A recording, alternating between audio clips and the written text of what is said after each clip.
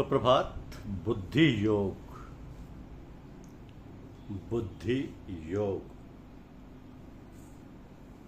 श्रीमद् भगवद गीता में वर्णित एक प्रमुख आध्यात्मिक मार्ग है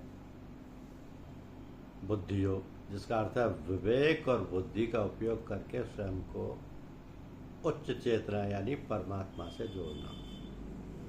यह कर्म और भक्ति को बुद्धि की स्थिरता के साथ संतुलन करने की प्रक्रिया है।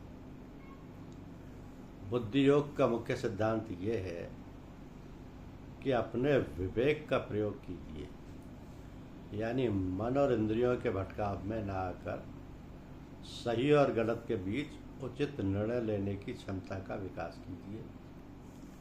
दूसरे, समर्पण और कर्म यानी आसक्ति और फल की चिंता छोड़कर बुद्धि के दृढ़ निश्चय के साथ कर्म करना, इसे निष्काम कर्म भी कहा जाता है।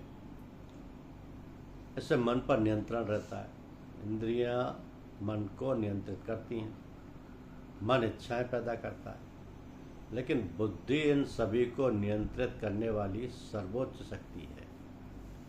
तो बुद्धि योग में मन को बुद्धि के अधीन किया जाता है।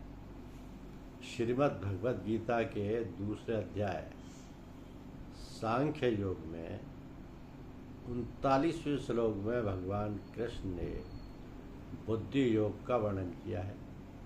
इसमें बताया गया है कि जो व्यक्ति बुद्धि योग से जुड़ जाता है वो कर्मों के बंधन यानी पाप पुण्य और पुनर्जन्म से मुक्त हो जाता है।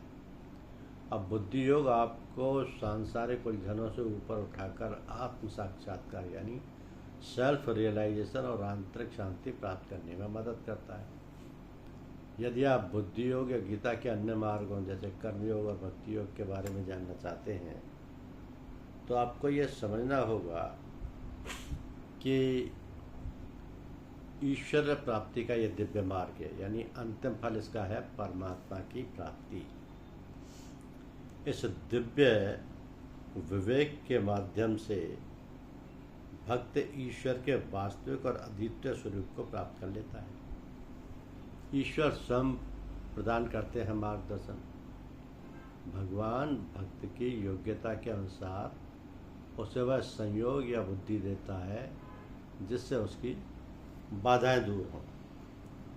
बुद्धि योग साधन विषयक सही विवेक का इस्तेमाल करता है।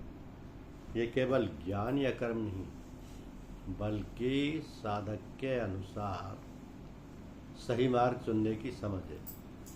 इससे निरंतर प्रेम पूर्वक भजन और भक्ति होती है। जो भक्त बिना किसी स्वार्थ के निरंतर प्रेम से भगवान के ध्यान और भजन करते हैं उनको बुद्धि योग की प्राप्ति होती है, यानी ईश्वर प्राप्ति का ये दिव्य मार्ग है। धन्यवाद।